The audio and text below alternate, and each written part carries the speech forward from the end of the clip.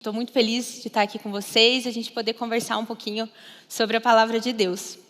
Para quem não me conhece, meu nome é Kessia, eu sou casada com o Lucas Suplano e eu tenho vivido uma nova fase na minha vida, que é a maternidade. Há pouco tempo eu tive a minha primeira filha, a Princesa Bela. Ela é maravilhosa, perfeita, sensacional. Tem até um fã-clube, né? E com essa nova fase que eu estou vivendo da maternidade, desde que eu descobri a gestação, vieram vários pensamentos medrosos, várias incertezas, aquele medo do desconhecido. E por conta disso, eu identifiquei, não é de Deus, medo não vem de Deus. E orei bastante sobre esse assunto, pedi Espírito Santo, por gentileza, ministra no meu coração o que a palavra de Deus diz sobre isso. Eu sei que não é a sua vontade que eu tenha medo, que eu fique insegura, que eu tenha alguma angústia, que eu fique atormentada, aprisionada nesses pensamentos. Então, por gentileza, ministra no meu coração sobre isso. E ele tem conversado comigo, e é sobre isso que eu quero conversar com vocês. Eu não sei se, eventualmente, alguns de vocês já passaram por alguma situação de sentir medo, sentir angústia.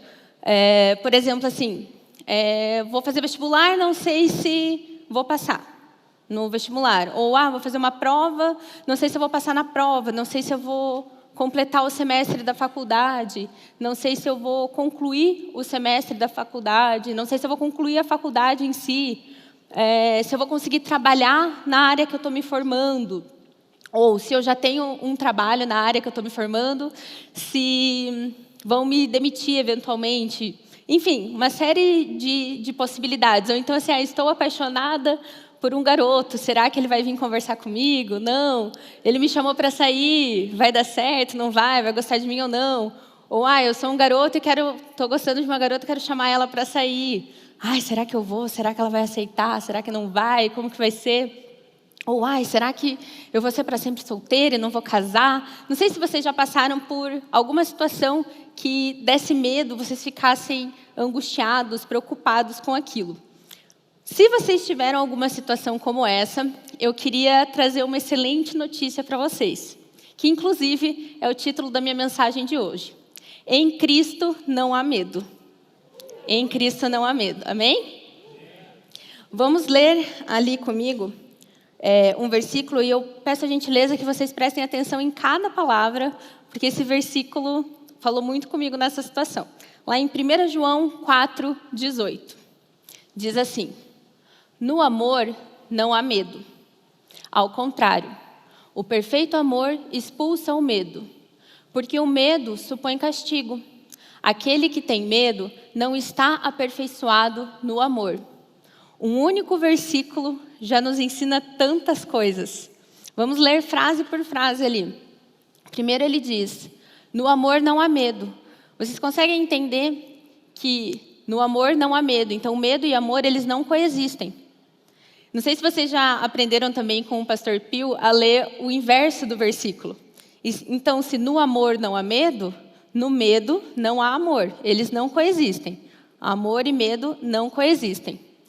Ali na sequência diz o seguinte: ao contrário, o perfeito amor expulsa o medo. É como, por exemplo, você entrar numa sala escura e ligar a luz. A partir do momento que você ligou a luz, se a luz está ali, não tem como estar escuro. A luz dissipa as trevas, dissipa a escuridão. Da mesma forma, o amor expulsa o medo. E ele diz: porque o medo supõe castigo. Quando eu leio esse versículo, essa parte que fala que supõe castigo, eu me lembro a infância. Não sei se vocês passaram por isso, mas os pais de vocês falaram assim: não brinca de bola dentro de casa. Só fora de casa, só no quintal, só na quadra do prédio, assim por diante. E o que a gente fazia? Brincava de bola dentro de casa. E o que acontecia? Quebrava alguma coisa, quebrava o vaso, relíquia, o porta-retrato valioso, uma peça histórica, ou a janela do vizinho, enfim. Acontecia alguma coisa, a gente sabia que aquilo ali ia ter castigo, que nossos pais iam corrigir a gente ia ficar de castigo. Então, eu sempre lembro dessa situação quando eu leio essa parte. E o versículo continua: aquele que tem medo não está aperfeiçoado no amor. Então, quem tem medo não está aperfeiçoado no amor. Da mesma forma, quem está aperfeiçoado no amor não tem medo, certo? Tá, então a gente já entendeu que a gente não quer mais sentir medo, né? Que isso não vem de Deus, que para não sentirmos medo, precisamos estar aperfeiçoados no amor, certo? Então tá, então como que vamos nos aperfeiçoar no amor? Como que acontece isso? Lá em 1 João 4, 15 ao 17 diz o seguinte: se alguém confessa publicamente que Jesus é o Filho de Deus, foi aqui o que acabou de acontecer, quando as duas pessoas aceitaram Jesus. Se alguém confessa publicamente que Jesus é o Filho de Deus, Deus permanece nele e ele em Deus. Dessa forma, o amor está aperfeiçoado entre nós, para que no dia do juízo tenhamos confiança, porque neste mundo somos como Ele. A palavra de Deus é maravilhosa, porque ela explica tudo, apesar de ser muito resumida, ela explica detalhadamente as coisas para a gente, né? Então, ali diz assim: se alguém confessa Jesus publicamente, Deus permanece nele. E assim, dessa forma, são aperfeiçoados no amor. Então, quando a gente confessa Jesus, o próprio Deus permanece em nós e nós nele. E Deus permanece em nós através do Espírito Santo de Deus. Lá em 1 Coríntios 3, 16, diz: vocês não sabem que são santuários de Deus e que o Espírito de Deus habita em vocês? O Espírito Santo de Deus habita em nós. O próprio amor habita em nós. Isso não sei se isso mexe com vocês, mas ao ler isso, gente, Deus, o Espírito Santo de Deus habita no meu espírito. Hoje eu sou espiritual porque Deus me aceitou como filha dele.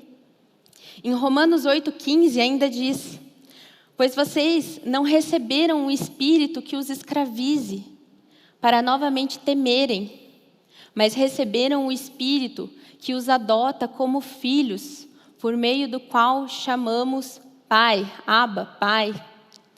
Ao aceitarmos Jesus, Deus permanece em nós e nós permanecemos nele. Ao aceitarmos Jesus, o amor permanece em nós e nós permanecemos no amor. Ao aceitar Jesus, o Espírito Santo permanece em nós. Somos orientados, instruídos, capacitados pelo Espírito Santo. E o que tem de valiosíssimo para a gente entender é que Deus é amor. Nos versículos anteriores tinha lá: Deus é amor. Deus é amor. Se o próprio amor permanece em mim, como não revelar alguma coisa que não seja amor? Não tem como eu viver sem revelar amor. Não tem como eu fazer qualquer coisa sem depositar amor naquilo. Porque eu sou filha amada de Deus, eu sou filha do amor. A minha natureza, a minha nova identidade é amor. Em tudo que eu faço, eu revelo amor. Seja na minha faculdade, seja no meu trabalho, seja em casa, se eu ainda moro com os meus pais, se eu sou casada com meu marido, enfim, onde quer que você esteja, você tendo a consciência que você é filho amado de Deus, a sua nova natureza é o amor. Você revela amor. O Espírito Santo te capacita a isso. Em 1 Coríntios 3, 16... Desculpa. Em 1 Coríntios 13, a gente tem uma descrição bem completa do que é o amor. Ali foi tentado explicar o que é o amor. E lá nós temos algumas características que definem o amor, né? Diz que o amor é paciente, o amor é bondoso, o amor não inveja, não procura seus próprios interesses, não se alegra com a injustiça, mas com a verdade, e assim por diante. Então, se eu tenho a consciência que, ao aceitar Jesus, eu sou filha amada de Deus, o próprio Espírito Santo está em mim, o amor está em mim, eu revelo o amor, ao ser aperfeiçoada no amor, eu não tenho medo, eu entendo que no meu dia a dia, é isso que eu vou revelar, é o amor. Aí você me pergunta assim: beleza, Kessia, já entendi que eu aceitei Jesus, que hoje eu sou um espiritual, que o Espírito Santo habita em mim, que o próprio amor habita em mim, que Deus age pelo meu intermédio, o próprio Deus age pelo meu intermédio. Mas por que mesmo assim eu ainda sinto medo? Por que mesmo assim acontece uma circunstância, eu já me apavoro, eu fico insegura, eu fico paralisada, eu me sinto numa gaiola presa, atormentada por medo, por preocupação, por desânimo, por tristeza, enfim, eu me sinto paralisada, eu me sinto presa. Mas eu sei que eu sou filha amada de Deus. O que acontece? É que a gente acaba gastando mais tempo alimentando a nossa alma, a nossa mente, as nossas vontades, as nossas emoções, do que tendo tempo orando, do que tendo tempo no nosso secreto, do que tendo um tempo com Deus, orando, tendo comunhão com Ele, desenvolvendo relacionamento com Ele, desenvolvendo intimidade com Deus. A gente gasta mais tempo no Instagram do que lendo a palavra de Deus. Imagina se cada story que a gente for ver, a gente lê um versículo bíblico. Em um dia, o pessoal aqui já lê a Bíblia, né? Fechou já, né? Então, a gente precisa entender que ao aceitarmos Jesus, somos seres espirituais, somos como Ele é, nós precisamos estudar mais a palavra, orar mais, entender mais quem nós somos, entender quais são todas as promessas que Deus já deixou para nós. A gente tem que parar de gastar tempo murmurando, reclamando.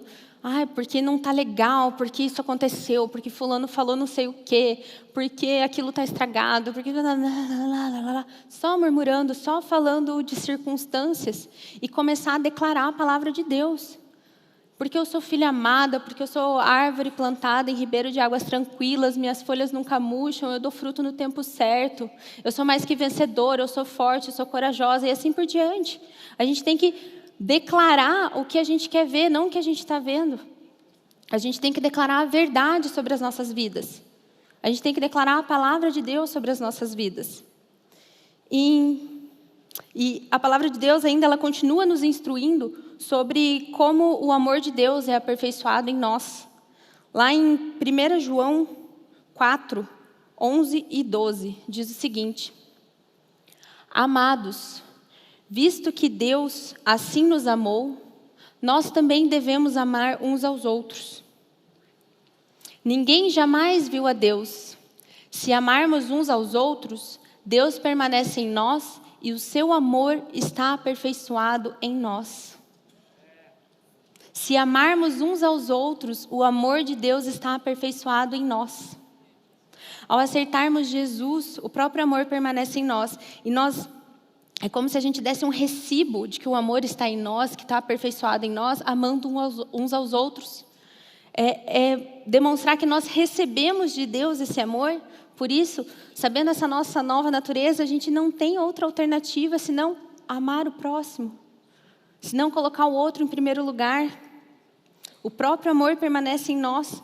E vale lembrar que o contrário de amor é o egoísmo. Então, quando você é egoísta, quando você olha para você mesmo, você não está revelando amor. Você não está aperfeiçoado no amor.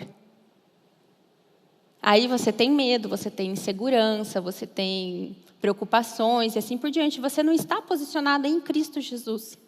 Você está olhando para você mesmo. Então, tire os olhos de você. Enxergue o outro. Preste atenção no outro.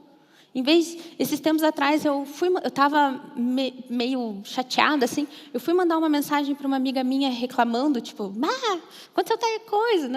Eu falei assim, não, eu vou perguntar se ela está bem. E nisso ela estava passando por uma situação que eu fiquei até sem jeito de eu ter ficado chateada pela minha situação, sabe? E conversei com ela, e falei, não, olha, a palavra de Deus diz isso. Cuida do outro, ame o outro, sirva o outro, deixa Deus cuidar de você. Não tire os olhos de você, enxergue o outro, revele o amor na vida do outro. Seja um canal onde Deus ama o próximo através da sua vida. Posicionados em Cristo, agimos certo de quem nós somos. Nós somos filhos amados de Deus. Como o Osmar disse, Deus o Todo-Poderoso que criou todas as coisas. Você é filho amado de Deus. Somos filhos daquele que criou todas as coisas. Quando estamos posicionados em Cristo, fazemos porque sabemos quem somos e não fazemos para sermos alguma coisa. A gente tem a consciência que a gente é amor, que a gente é filho amado de Deus e agimos nessa verdade, nessa certeza. Eu sou amor, eu levo vida para os lugares. Eu levo alegria, eu revelo os frutos do Espírito Santo. Um exemplo, esses dias eu estava no Instagram, também abri uma caixinha e um exemplo que me deram foi sensacional. Você rega uma planta para que ela não morra ou para dar vida para ela? As decisões que você toma hoje em dia, você toma com base no medo ou por amor, por cuidado, por zelo, por ser um excelente mordomo, um excelente administrador do que Deus depositou nas suas mãos? Tem uma diferença. Você age por medo ou sabendo quem você é em Cristo Jesus? E, amados, quando a gente ama o outro, quando a gente serve o outro, quando a gente coloca o outro em primeiro lugar, nós temos a atitude de pessoas corajosas, de pessoas que não têm medo. Porque ali, como o versículo disse, ao amarmos o próximo, ao amarmos o outro, somos aperfeiçoados no amor de Deus. É o nosso recibo de, estou aperfeiçoada no amor de Deus. Então, eu não vejo outra alternativa senão amar você. Ao amarmos uns aos outros, ao servirmos o próximo, não temos atitudes medrosas, temos atitudes de coragem. Somos aperfeiçoados no amor, pois o próprio amor, Deus, está em nós e nós nele. Aleluia. Em 2 Timóteo 1:7, diz o seguinte: pois Deus não nos deu espírito de covardia, mas de poder, de amor e de equilíbrio. Queridos, covardia, aqui nesse versículo, quer dizer medo. Deus não nos deu espírito de medo. Deus nos deu espírito de poder, de amor e de equilíbrio. Mas o que significa, né? Poder, amor e equilíbrio. Aqui poder significa dunamis. Dunamis significa força, habilidade. Então ele nos deu um espírito que nos capacita, que nos dá habilidade, que dia após dia, não interessa a circunstância que a gente está passando, Ele está ali com a gente, nos capacitando a sermos aperfeiçoados no amor. Independente do que está acontecendo, você vai amar o próximo porque você está escutando o Espírito Santo. Ele ali também fala, além de amor, é um espírito, além de poder, é um espírito de amor. Ali é o amor ágape. Assim como o amor de Deus por nós, Ele nos dá esse espírito de amor, o amor sacrificial. Jesus foi a personificação do amor, veio aqui em terra, morreu por nós e ressuscitou por nós. Ele deu a vida por nós. Então Deus nos dá esse espírito para amarmos os outros, para darmos a nossa vida pelos outros. E dar a vida não quer dizer que você vai morrer pelo outro, quer dizer que você vai gastar cada segundo que você tem na sua vida para servir o outro. E ainda diz que o espírito é de equilíbrio. Equilíbrio ali é moderação, é autocontrole. A gente pode relacionar com domínio próprio. Deus não nos deu o espírito de covardia, de medo. Ele nos deu o Espírito Santo, que nos capacita a amarmos uns aos outros. Deus, o amor, atua por nosso intermédio. A pessoa do seu trabalho, por exemplo, ou da sua faculdade, sabe a pessoa do trabalho, aquela pessoa difícil de lidar, que você até evita conversar com ela às vezes, que ela reclama de todo mundo, ela não faz nada, ela só faz fofoca, só traz ali o caos. Essa pessoa, ela não tem Jesus. Ela não teve um encontro genuíno com Jesus. E Deus pode atuar através da sua vida para levar Jesus para essa pessoa. Essa pessoa pode ser salva. Essa pessoa pode reinar em vida, se você deixar o medo de lado que te paralisa, se firmar em Cristo Jesus e revelar o amor. Através da sua vida, essa pessoa pode ser salva. Essa pessoa pode reinar em vida. Em Cristo, Deus permanece em nós e nós nele. O amor permanece em nós e nós nele. O Espírito Santo está em nós. Somos capacitados a amarmos uns aos outros. Somos aperfeiçoados no amor e não temos medo. Precisamos estar em Cristo. Em Cristo, o próprio amor está em nós. O próprio amor é aperfeiçoado em nós. E quando somos aperfeiçoados no amor, não temos medo. Por isso que em Cristo não há medo. Não há medo. Em Romanos 8, 31, 33, diz o seguinte: que diremos, pois, diante dessas coisas? Se Deus é por nós, quem será contra nós? Aquele que não poupou seu próprio filho, mas o entregou por todos nós, como não nos dará juntamente com ele e de graça todas as coisas? Quem fará alguma acusação contra os escolhidos de Deus? É Deus quem os justifica. O que são as circunstâncias do que a gente está passando diante de Deus? Nada. O que são os problemas diante de Deus? Nada. Nenhuma circunstância existe diante de Deus. Eu não sei pelo que você está passando, mas vai no seu secreto, ora, conversa com Deus, entrega para Ele. Você vai ver que ao se fortalecer ali, ao fortalecer o seu espírito, a circunstância não existe. É muito pequenininha diante de Deus, não existe. Pare de voltar os seus olhos para as circunstâncias, para os problemas. Mantenha seus olhos fixos em Jesus, na verdade, no amor.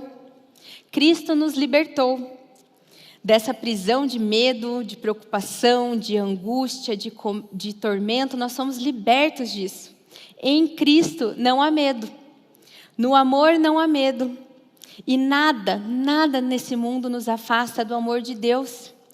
Em Romanos 8, 37 e 39 diz o seguinte: mas em todas estas coisas somos mais que vencedores, por meio daquele que nos amou. Pois estou convencido de que nem a morte, nem a vida, nem os anjos, nem demônios, nem o presente, nem o futuro, nem quaisquer poderes, nem altura, nem profundidade, nem qualquer outra coisa na criação será capaz de nos separar do amor de Deus que está em Cristo Jesus, nosso Senhor. Nada nesse mundo nos separa do amor de Deus. Nada nesse mundo nos separa do amor de Deus. Não existe nada que possa tirar esse amor, ao aceitar Jesus, que possa tirar esse amor de dentro de você. Que possa tirar você sendo aperfeiçoado no amor. Não existe nada que te tire dessa posição em Cristo. Não tem por que ter medo. Não tenham medo. E dia após dia a gente precisa lembrar dessa verdade. Que somos filhos amados de Deus, mais que vencedores. Que nada pode alterar o próprio amor de Deus em nossa vida. Nada pode mudar essa verdade. Esses textos foram escritos há muitos anos atrás, não foram escritos agora. E nada muda isso, nada muda essa verdade. E a gente tem o privilégio de ter acesso a essa verdade o tempo todo.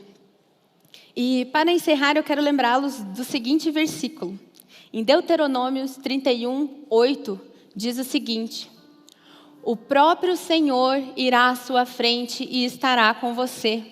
Ele nunca o deixará. Ele nunca o abandonará. Não tenha medo, não desanime. Queridos, sejam fortes, sejam corajosos, permaneçam em Cristo Jesus, amem uns aos outros e continuem abençoados.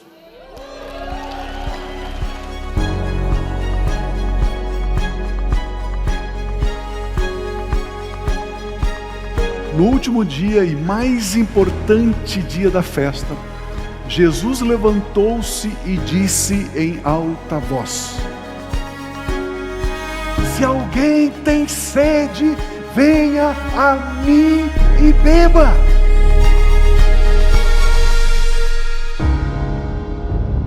Há um rio, existe um rio, isto é verdade, isso é um fato, isto é assim. Esse rio produz aumento, irrompimento, rapidez, frutificação. Não há nenhum outro rio que gera essas riquezas.